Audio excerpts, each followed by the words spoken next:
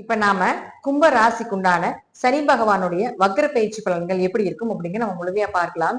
சனி பகவானுடைய வக்ரம் அப்படிங்கிறது பாத்துட்டீங்கன்னா இப்போ உங்களுக்கு கடைசி நிலையில வந்துட்டீங்க. ஏகதேசமா 5 வருடங்களாக படாத பாடுபட்டு இப்போ உங்களுக்கு முழுமையா முடிச்சாதான் அடுத்த கட்டத்துக்கு உண்டான வாய்ப்புகளை அவர் கொடுப்பார். ஆனா இருப்பினும் கடந்த ஜென்ம சனியில் இருக்கக்கூடிய அந்த ரொம்ப கெட்ட விஷயங்கள் எல்லாமே கொஞ்சம் அப்படியே குறைந்துட்டு ஒவ்வொரு படியா குறைஞ்சுக்கிட்டு வரும் அப்படிங்கறதா உண்மையான விஷயம். இப்ப சனியினுடைய வக்ர பயிற்சியை பொறுத்த வரைக்கும் பாத்தீங்கன்னா சனி பகவான் உங்களுடைய ராசி மற்றும் 12ஆம் அதிபதி இருக்கக்கூடிய வீடு 2ஆம் வீட்டுல இருக்கிறார். இது நம்ம 2 வகையா பிரிக்கிறோம். உங்க ஜாதகத்துல சனி வக்ரமாக வா வி அல்லது ஆர் அப்படின்னு போட்டிருக்காங்களான்னு பாருங்க.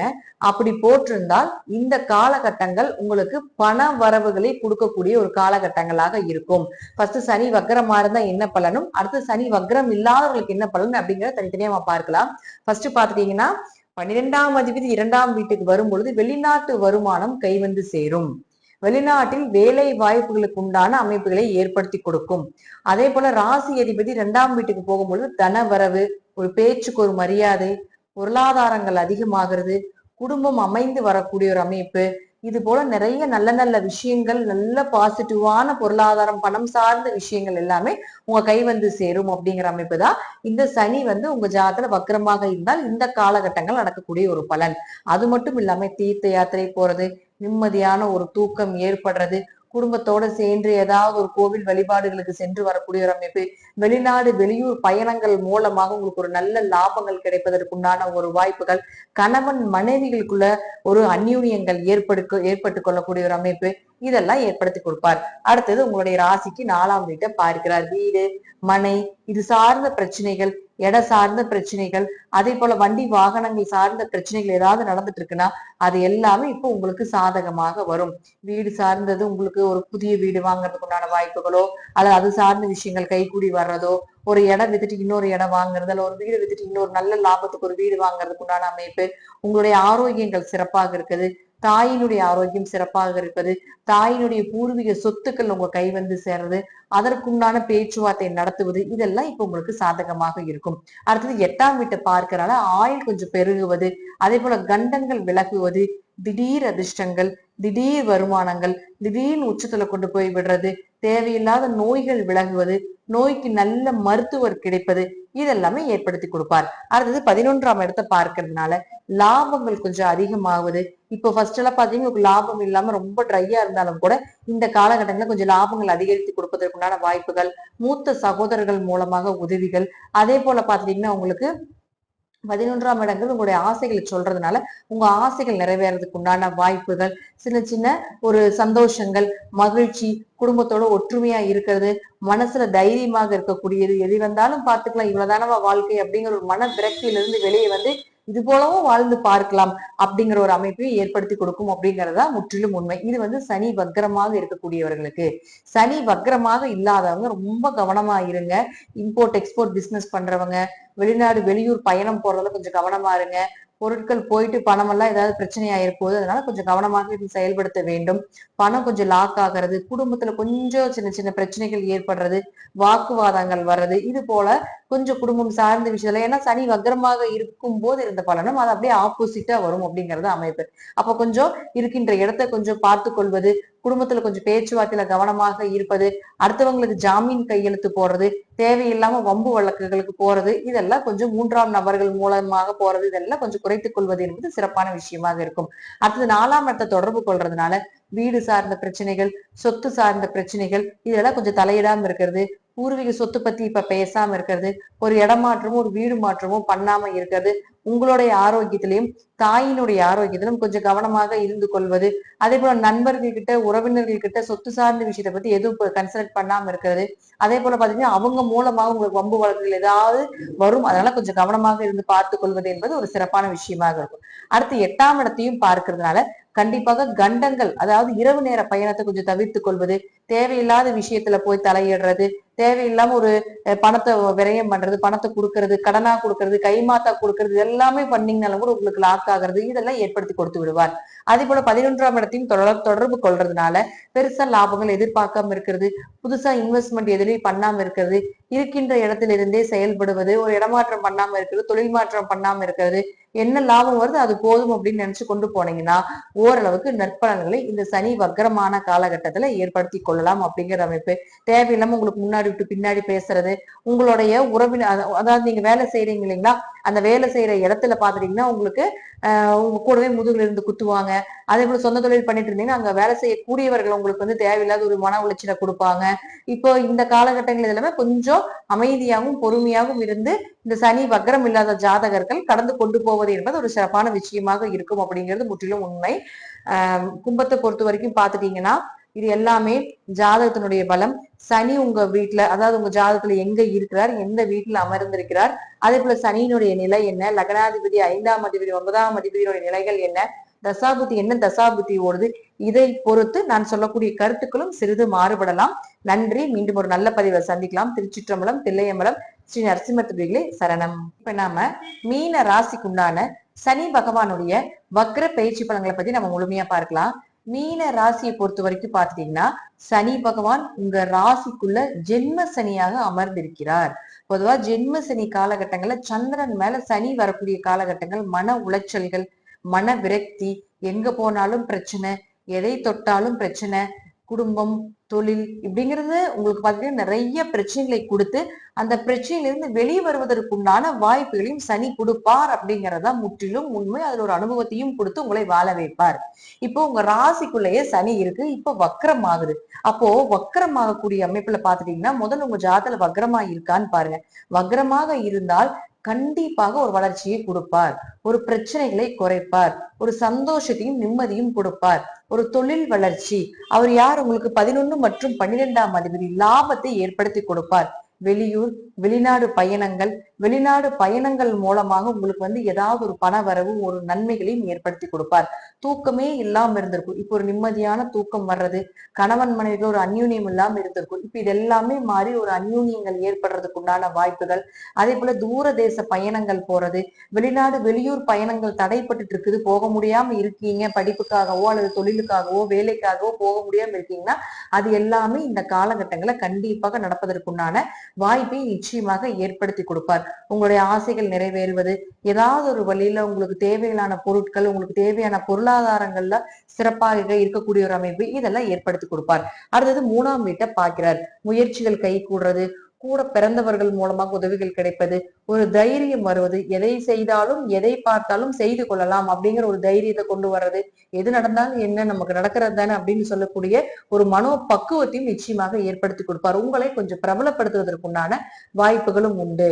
ஏன்னா உங்களை வந்து இருள் சூழ்ந்து வச்சிருப்பார். இப்ப கொஞ்சம் அந்த மைண்ட் பிரஷர், மன ரீதியாக இருக்கக்கூடிய பிரஷர் எல்லாமே கொஞ்சம் விலக்கி கொடுப்பார். அடுத்தது பாருங்க 7ஆம் வீட்டை பார்ப்பார். கணவன் மனைவிக்குள்ள இருந்து கருத்து வேறுபாடுகள் விலகுவது, அதே போல பாத்தீங்கன்னா ஏதாவது ஒரு வழியில வந்து உங்களுக்கு திருமணம் சார்ந்த விஷயங்கள் கைகூடி வர்றது, எதிர்பார்த்த வரன்கள் வந்து அமையிறது, பார்ட்னர் கூட தொழில் பண்ணிட்டு இருந்தீங்கன்னா அதுல ஒரு நல்ல சக்சஸ் கிடைப்பது, நல்ல லாபங்கள் கிடைப்பது, புதிய வரன்கள் வந்து அமைவது, இது எல்லாமே ஏற்படுத்தி கொடுப்பார். அடுத்தது 10ஆம் வீட்டை ஒரு பார்க்கறதுனால தொழில் வளர்ச்சி, ஒரு தொழில் மாற்றங்கள், தொழிலுக்காக ஒரு இடமாற்றம் பண்றது, தொழிலுக்காக ஒரு வேலை மாற்றங்கள் செய்வது, ஒரு ஊர் விட்டு இன்னொரு ஊர் போவது, ஒரு பிரான்ச்சஸ் அமைச்சு கொடுப்பது, அதாவது இந்த தொழிலேயே கொஞ்சம் நஷ்டங்கள் ஏற்படும், அந்த நஷ்டத்தை எல்லாமே சரி செய்யறது மாதிரி ஒரு நல்ல விஷயங்கள் ஏற்படுத்தி கொடுப்பது, இதெல்லாம் நிச்சயமாக ஏற்படுத்தி கொடுப்பார்.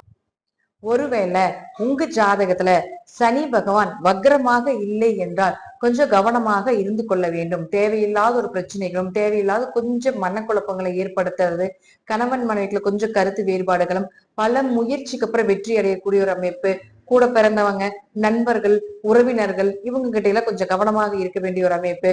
அப்ப அவரே 11 12ஆம் அதிபதி ஆகும்பொழுது லாபங்கள் கொஞ்சம் குறையிறது, லாபஸ்தான் பெருசா எதிர்பார்க்காம இருக்கிறது, பயணங்கள் போறப்ப இரவு நேர பயணங்களை தவிர்த்து கொள்வது, தேவையில்லாத ஒரு அலைச்சல்கள் ஏற்படுத்தி கொடுப்பது, அங்க போனா ஒண்ணுமே இருக்காது, அலைஞ்சிட்டு இருப்பீங்க, அங்க போய் பாத்தீங்கன்னா எந்த விஷயமே இருக்காது, அவசர அவசரமா போகணும், அங்க போய் செய்யணும், ஒரு நல்ல விஷயத்துக்காக போறப்போ பல முறை யோசிச்சு சிந்திச்சு இது செய்யலாமா வேணாமா அப்படிங்கிற பல விதிகளை நீங்க பல முறைகளை யோசிச்சு அதுக்கப்புறம் செல்வது, இப்படி எல்லாம் கொஞ்சம் பார்த்து கொள்ள வேண்டும் என்பது ஒரு சிறப்பான விஷயமாக இருக்குது.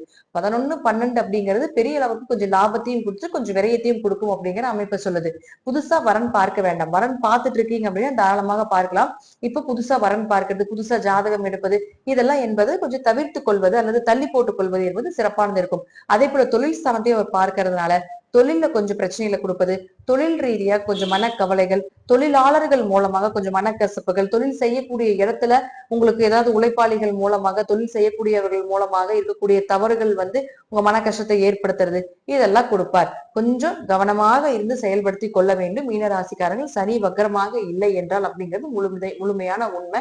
பட் வக்கரமாக இருந்தா ஓரளவுக்கு முயற்சி கொண்டு போகும். இருப்பினும் சனி சந்திரன் மேல இருக்கிறனால நிறைய பிரச்சனைகளை தான் சந்திச்சுட்டு இருக்கீங்களே தவிர, அதனால சனி வக்கரமாக இருக்கக்கூடியவர்களுக்கும் சனி வக்கரமாக இல்லாதவர்களுக்கும் ஒரு நற்பலன்களை கண்டிப்பாக ஒரு கொடுத்தே தீர்வார் அப்படிங்கிறதுல மாற்று கருத்துக்கள் கிடையாது. இது எல்லாமே உங்க ஜாதக ரீதியாகவும் தசாபுத்தி ரீதியாகவும் ஜாதகத்தினுடைய பலத்தை பொறுத்து, லக்னாதிபதி, 5ஆம் அதிபதி, 9ஆம் அதிபதி, ராசி அதிபதினு சொல்லி அவர்களுடைய கிரகங்களுடைய பலத்தை பொறுத்தும் நான் சொல்லக்கூடிய கருத்துக்கள் சிறிது மாறுபடலாம். நன்றி. மீண்டும் ஒரு நல்ல பதிவுல சந்திக்கலாம். திருச்சிற்றம்பலம், தில்லையம்பலம், ஸ்ரீ நரசிம்மத்துடைய சரணம். மேஷ ராசிக்குண்டான சனி பகவானுடைய வக்கர பயிற்சி பலன்களை பத்தி நம்ம பார்க்கலாம். இது உங்களுடைய ராசி. உங்களுடைய ராசிக்கு 12ல சனி இருந்தார், அதாவது 7ரை சனி தொடக்கம் அப்படிங்கிறது நம்ம எடுத்துக்கலாம். முதல் சுற்று, 2வது சுற்று, 3வது சுற்று, இப்படின்னு எந்த சுற்றாக இருந்தாலும் கூட 7ரை சனி தொடக்கத்துல ஆரம்ப காலகட்டங்கள் முதல் 2.5 வருட காலங்கள் பாத்தீங்கன்னா உங்களை சுத்தி என்னென்ன நல்ல விஷயங்கள் இருக்கோ அதெல்லாம் பிளாக் பண்ணுவார். அதே போல பண விரயத்தை பண்ணுவார். ஏன்னா உங்க ராசிக்கு 12ல சனி. அப்ப ராசிக்கு 12ல சனி இருக்கும்போது அலைச்சல், தேவையில்லாத பயணங்கள் போயிட்டு இருக்கிறதுக்கு உண்டான வாய்ப்புகள், அந்த பயணத்தினால பெரிய ஒரு பலன்கள் இல்ல, தூக்கம் கெட்டு போச்சு, தூக்கம் வரமாட்டேங்குது, அதே போல நிறைய விரயம் ஆகுது. அது சுப விரயம் அப்படின்னா அது உங்க ஜாதகத்துல நல்ல திசை நடந்திருந்தா சுப விரயம்.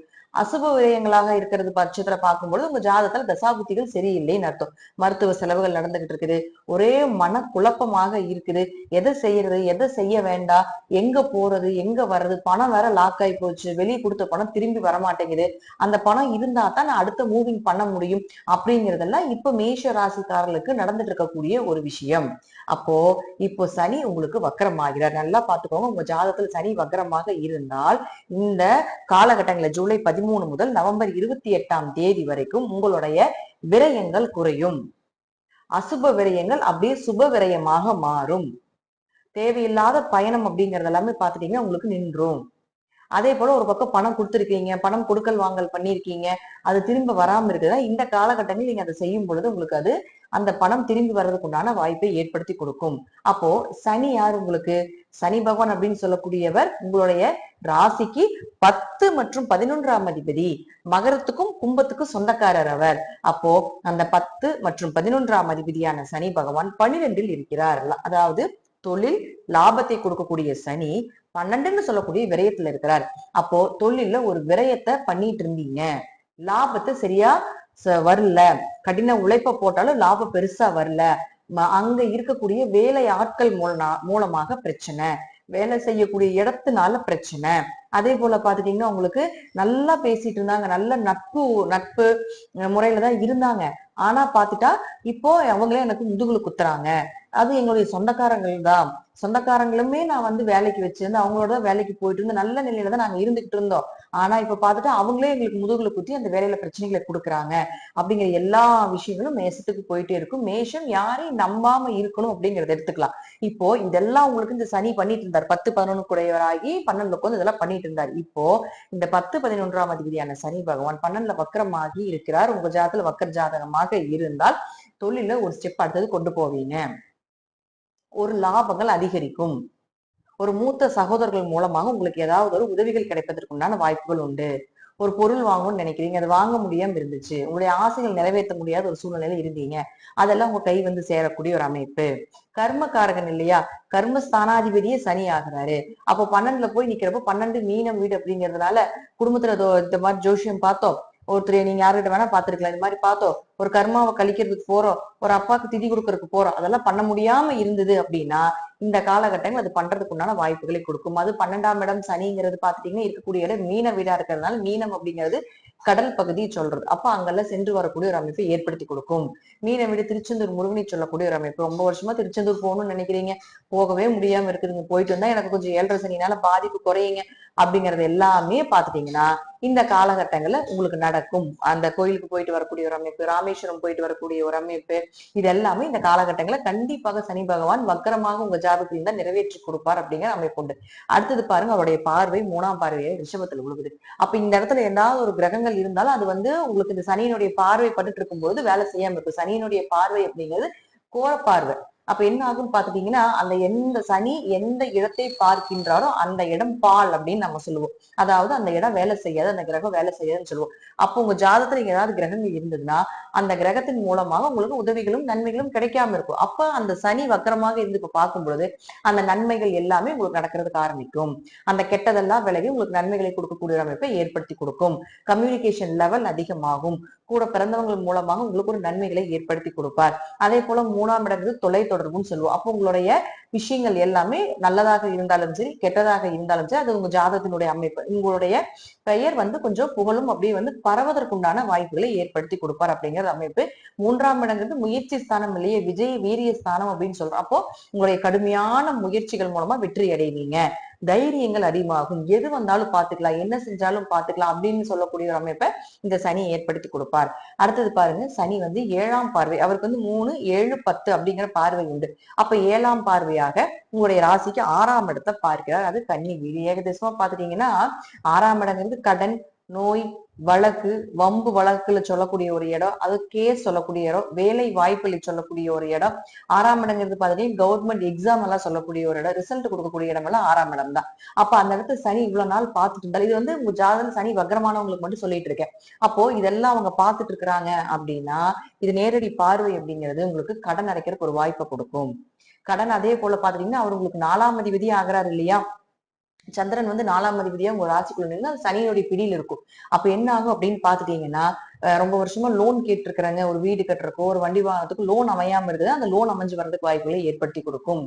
நோய் இருக்கு, நோய்க்கு ஒரு நிவர்த்தி கிடைக்கிறதுக்கு உண்டான வாய்ப்பு அல்லது நோய் எப்படி விலகிறதுக்கு உண்டான வாய்ப்பு ஏற்படுத்தி கொடுத்தே தீர்வார் அப்படிங்கறத எடுத்துக்கலாம். அது ரொம்ப வருஷமா கேஸ் போயிட்டு இருக்கு அல்லது கேஸ் போடலான்ட்டு இருக்கும், இவ்வளவு பிரச்சனைகள் இருக்குது. அப்ப எந்த காலகட்டங்கள் சரியா இருக்கு அப்படின்னா, அப்ப இந்த காலகட்டங்கள்ல அதெல்லாம் செய்யும் பொழுது கண்டிப்பா கேஸ் உங்க பக்கம் ஜெயிக்கிறதுக்கு உண்டான வாய்ப்பை ஏற்படுத்தி கொடுக்கும். வேலையே இல்லாம இருக்குதுங்க, இருந்த வேலையும் போயிடுச்சு. எப்ப 7.5 சனி முதல் சுற்றுக்குள்ள வேலை போயிருக்கும் அல்லது வேலையே கிடைக்காம சுத்திட்டு இருப்பாங்க. அப்படி இருக்கக்கூடிய ஜாதகர்களுக்கு எல்லாம் இந்த காலகட்டங்கள்ல உங்களுக்கு வேலை வாய்ப்புகள் நிச்சயமாக தேடி வரும். இன்னும் கொஞ்சம் ஹார்ட் எஃபர்ட் போட்டு நீங்க பண்ணீங்கன்னா கண்டிப்பாக நீங்க எப்பேற்பட்ட வேலைகளாக இருந்தாலும் உங்களுக்கு கிடைத்தே தீரும் அப்படிங்கிற அமைப்பு உண்டு. ஏன்னா உங்களுக்கு 12ஆம் இடத்துல சனி நிற்கிறார்.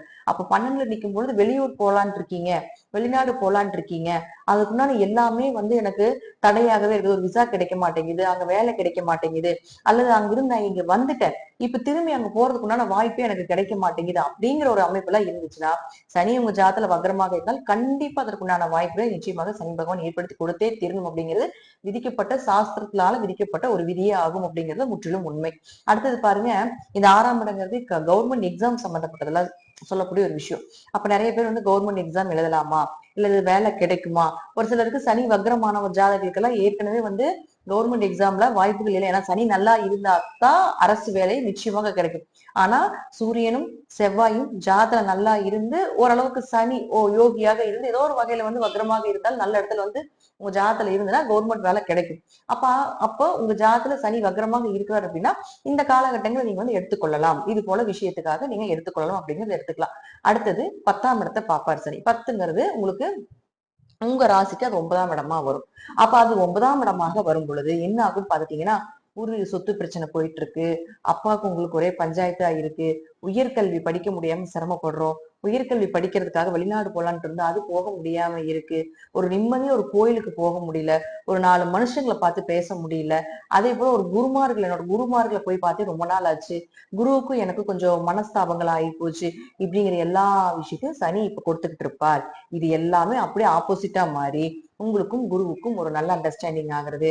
இந்த காலகட்டங்கள் அப்பாவுக்கு உங்களுக்கு பிரச்சனையா இருந்ததுன்னா அப்பா கிட்ட நீங்க போய் பேசும் பொழுது அந்த பிரச்சனை எல்லாமே ஷார்ட் அவுட் ஆகும்.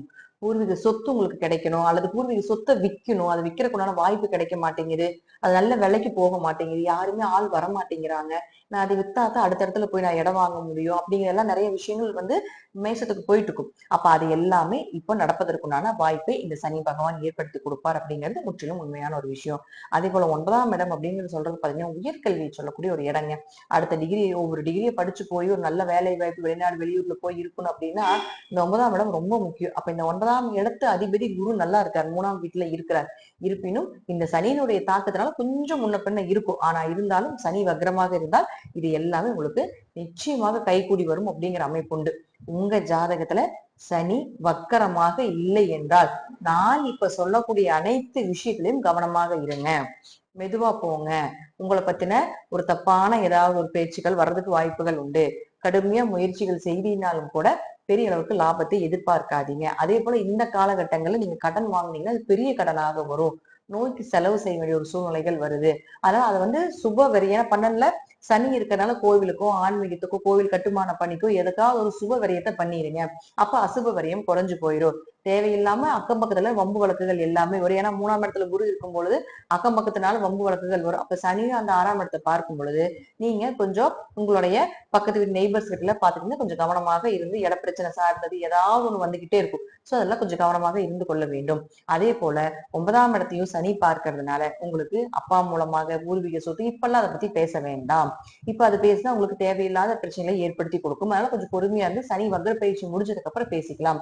உயர்கல்வி சார்ந்த விஷயங்கள் பண ஏமாற்றத்தை கொடுக்கற கூட வாய்ப்புகள் கொடுக்கும். அதனால ஒரு முறைக்கு பல முறை விசாரிச்சு அந்த விஷயத்தை செய்யணும் அப்படிங்கிறத நம்ம எடுத்துக்கலாம். பொதுவா மேஷ ராசிக்கு சனி வக்ர பயிற்சி எப்படி இருக்கும் அப்படிங்கறத நம்ம முழுமையா சொல்லிட்டோம். ஒருவேளை உங்க ஜாதல நல்ல திசை நடந்துட்டு இருந்துன்னு வச்சுக்கோங்களேன், இதுபடி இந்த கோச்சார திசைகள் எல்லாமே பெரிய அளவுக்கு பாதிப்பது இல்லை. ஒரு 15ல இருந்து 20% மட்டுமே பாதிப்பை கொடுக்கின்றது. மற்றபடி பாத்துட்டீங்கன்னா தசாபுத்திகள் சரியில்லாம, ஜாதகம் வலுவில்லாம, அதே போல லக்னாதிபதியோ 5ஆம் அதிபதியோ 9ஆம் அதிபதியோ வலு குறைந்து இருந்தால் கொஞ்சம் கவனமாக இருந்து உங்களுடைய காலங்களை மெதுவாக கடத்தி செல்ல வேண்டும் அப்படிங்கிறது தான் நான் இன்று உங்களுக்கு சொல்லக்கூடிய ஒரு சின்ன ஒரு மெசேஜா நீங்க எடுத்துக்கலாம். நன்றி. மீண்டும் ஒரு நல்ல பதிவில் சந்திக்கலாம். திருச்சிற்றம்பலம், தில்லையம்பலம், ஸ்ரீ நரசிம்மர் திருவிழி சரணம். இப்ப நாம கடக ராசிக்குண்டான சனி பகவானுடைய வக்ர பயிற்சி பலன்கள் எப்படி இருக்கும் அப்படிங்கறத பார்க்கலாம். உங்க ஜாதகத்தை ஃபர்ஸ்ட் சனி வக்ரமா இருக்குதான்னு பாருங்க. முதல் சனி வக்ரமாக இருக்கக்கூடியவர்களுக்கு உண்டான பலனும், அடுத்தது சனி வக்ரம் இல்லாம இருக்கக்கூடியவர்களுக்கு உண்டான பலனும் தனித்தனியா சொல்லலாம். இப்போ சனி வக்ரமாக உங்க ஜாதகத்தில் இருந்தால் அப்படின்னு பார்த்துட்டா சனி பகவான் உங்களுடைய ராசிக்கு 7 மற்றும் 8ஆம் அதிபதியாகி 9ஆம் வீட்டில இருந்து வக்ரகதி அடைகிறார். அப்போ உங்க ஜாதகத்துல சனி வக்ரமாக இருந்தால் 7 9ஆம் வீட்டுக்கு செல்லும் பொழுது திருமண வாய்ப்புகள் நீங்க எதிர்பார்த்தபடி அமையறதுக்கு உண்டான வாய்ப்புகள் ஃபர்ஸ்ட். ரெண்டாவது மனைவியுடைய சொத்து அல்லது கணவருடைய சொத்துக்கள் கை வந்து சேர்றது, அல்லது கணவர் மனைவியுடைய பூர்வீக சொத்துக்கள் சார்ந்த விஷயங்கள் உங்களுக்கு சாதகமாக இருக்கிறது, அல்லது அவங்களுடைய சொத்துக்களுக்கு ஏதாவது ஒரு பேச்சுவார்த்தை நடத்தலாம் அப்படின்னா தாராளமாக இந்த மாதம் நடத்தும் பொழுது, இந்த சனி வக்ர காலகட்டங்கள் நடத்தும் பொழுது அது உங்களுக்கு சாதகமாக வரும்.